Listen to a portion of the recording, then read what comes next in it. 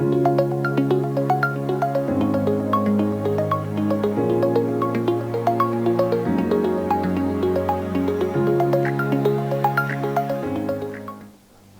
to part 3 of my assembling and then finally installing a flat packed rear van conversion into my Toyota Alphard.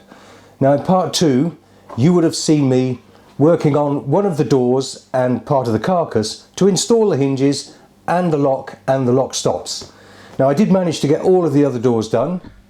So that's the one that you saw me put the hinges and the lock stop and lock onto, which turned out fine. I also got the other one done for on the top unit there. This is the front unit that goes into the van, and it has, let's see if I can get this down here, these little drop down pieces here,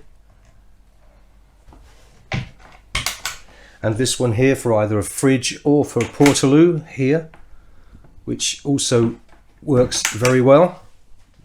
And then over here I have the back unit, which you would see if you open the back of the van, and this one here, this side, is for the electrics, and this one on the right hand side is for the gas bottle.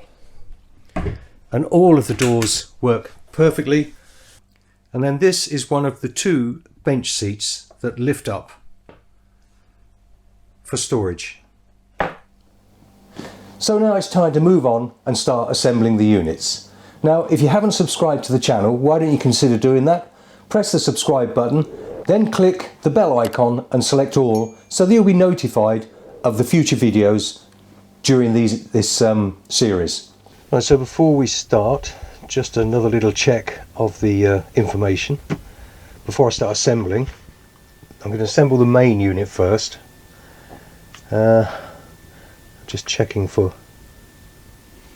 between the panels and underneath the worktop. Right, the shelves are pre-drilled and countersunk to allow you to screw on the shelf back panel. Okay. Use the corner connections with the 4.2 x 16mm screws. So that's the same screws that we used for the locks and lock stops. Please note one of the back panels has a notch in it to allow the wastewater hose to curve down and around onto the wastewater containers. Now apparently it's better to build it outside of the van, which has kind of taken me by surprise. I thought after I'd assembled everything, putting on the T-trim, putting on the doors and the door locks and lock stops, that once I got all the units finished, it would then be a case of putting them into the van and assembling them inside the van.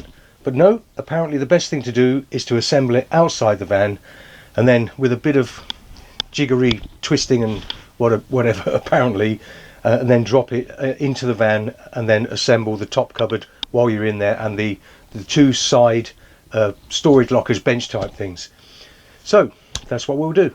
I've got the worktop lying on the floor here in the workshop, with the top side of it facing downwards, so that I can assemble all of this upside down, if you see what I mean. Now over here I have the rear unit with the 2 doors in it, that's also upside down. So if I just lift that over there, now apparently, not sure if you can see that, but apparently the bottom end, this part of the unit here I should say, comes right up to the T-trim. In between the back unit here and the front one that's going there will be these. Now I want to explain a little bit more about those if I can. Let me just move that panel out of the way. Right, so these here are main unit divider, interior panel, side recess for sink. Now the recess is here, and also the bottom of this unit has a slight slant on it, and that's because apparently the van, the Alphard's floor, goes slightly upwards towards the back. So if I lift that rear back into place and get this unit, if you can see it there, it's high. if I turn it around, it fits. But this is going to be the way that the unit's going together. So you've got the rear panel, there'll be the front panel along here, and then there'll be two of these dividers just set apart from the front door that you'll see in a moment. I hope that's all making sense, but it will do once I get started. Now it's always best to put a pilot hole in these corner connectors and get the pilot hole as central as you can, because if you don't, you can jolt the block out of place and possibly even shift the position of the unit. And as you can see there, I got the screws in and there was no movement at all on the block.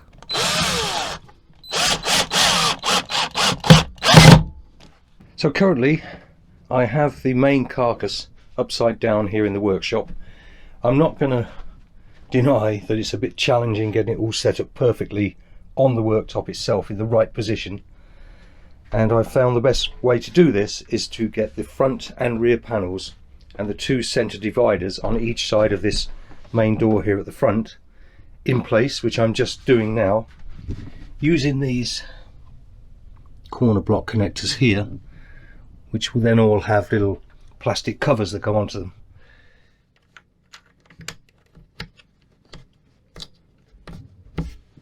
I've got the fixings, you can see at the back there, to the worktop. I still need to fix them onto the front and square this up properly. I just checked the instructions again, and for the shelves it's telling me to use the 4 times 30mm gold screws.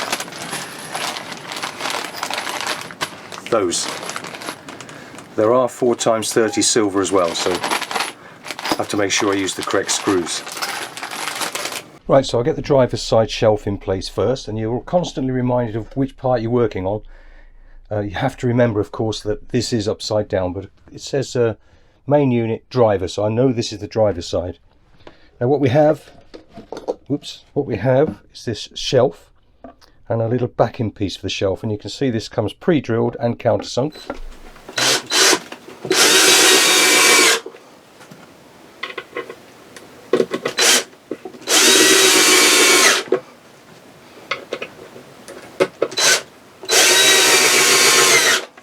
I've installed the shelves and they've gone in nicely, as they should do.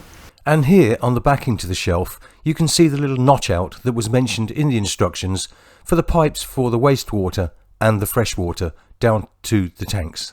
The main centre door, where either the fridge or the portaloo goes, or whatever you want really, is done and enclosed. And then of course down here we have the other little drop down unit with that shelf in as well. So there it is, hope you can see that, and that top cabinet there, I've managed to get that done. Let's just open that up with the shelf inside and around the front here again. I've managed to get the bottom carcass with all the doors and everything done and finally assembled, and I've managed to get the top cabinet done as well. Now that was a challenge with all the different angles and things, but it's all done, and it just leaves me now the 2 benches each side to do, and then the whole thing is ready to go into the van. Now the first panel I'm going to install is this thin one here, which is used for the table to rest on when it's being used as part of the bed. Now it's important to have clamps on here so that it doesn't move when you're screwing it from behind.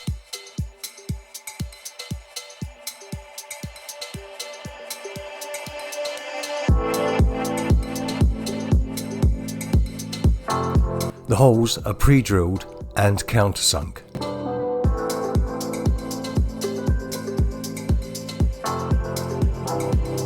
I'm using a piece of wood here as a guide to get the corner blocks on it before I attach it to the other panel.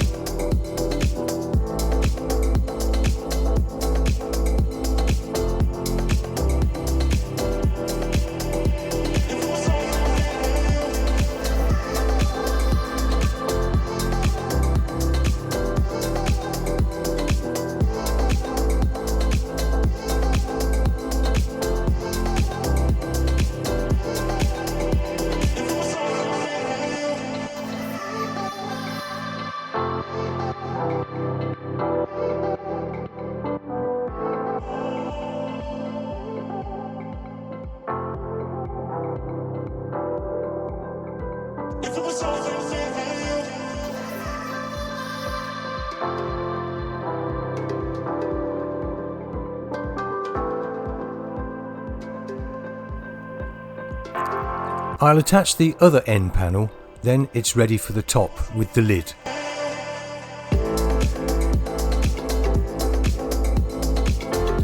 And then I'll do it all over again with the second bench seat.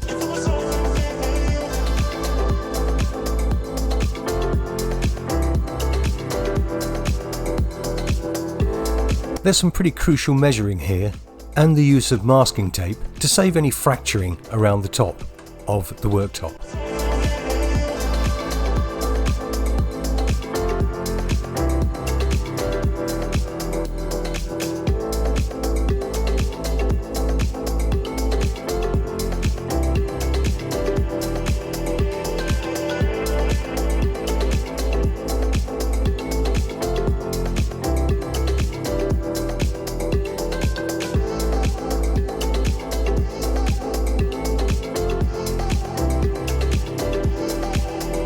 And then drill a hole to get the jigsaw blade in to start the cut.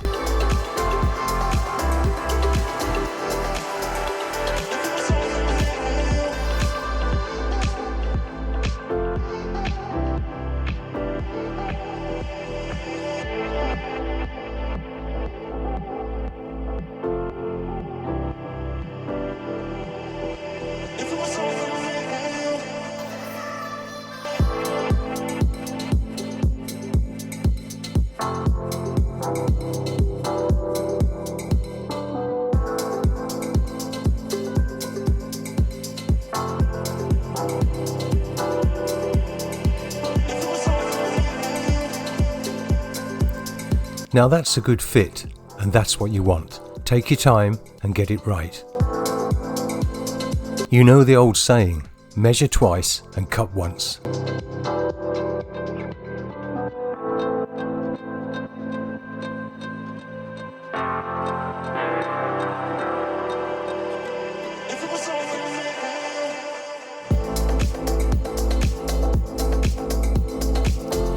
And as you can see, it's a perfect edge.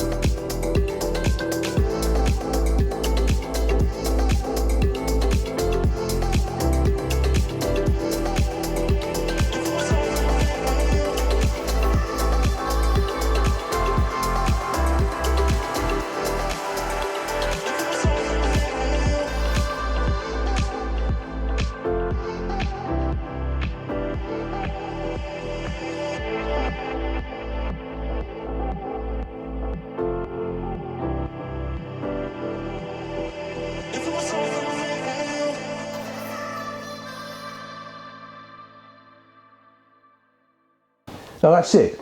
That's the flat pack rear conversion, all assembled and all ready to go into the back of the van. Now if you'd like a rear conversion, all you need to do, I'll leave a link below, but if you go to First Cut's Facebook page and get their contact details, get in touch with them and tell them Paul from the YouTube channel Our Days Out sent you, and you'll get £50 off. It's got to be worth it, isn't it? Now, could anybody do it? Well, if you're a confident person and you're handy, then you probably can. If you have any doubts, then probably not, or at least not to the finish that you would like for your van. But if you know a competent person who's good with tools and quite handy, get them to give you a hand and you will enjoy the process. Did I enjoy it? Yes, I did. Would I do it again? Probably yes, but we'll see. It was unfortunate that the chest camera I was using gave up. Well, not so much the camera as the SD card. It was corrupted, so that last piece of the film, you know, was just the camera on the tripod. But, you know, hopefully there was still enough there for you to understand what was going on. And unfortunately, again, because I was under so much pressure to get this finished, to get it into the van, I forgot to turn on the microphone. Anyway, you should be able to clearly see what was going on. If you do have any questions, just put them in the comments below and I'll do my best to answer them. Anyway, if you want to see the units being installed into the van, why don't you consider subscribing to the channel and then click that bell icon and select all, and then you'll be notified when the next video is ready. And that's not going to be too far away because I have to get this into the van. Anyway, thank you for watching and I'll see you on the next one.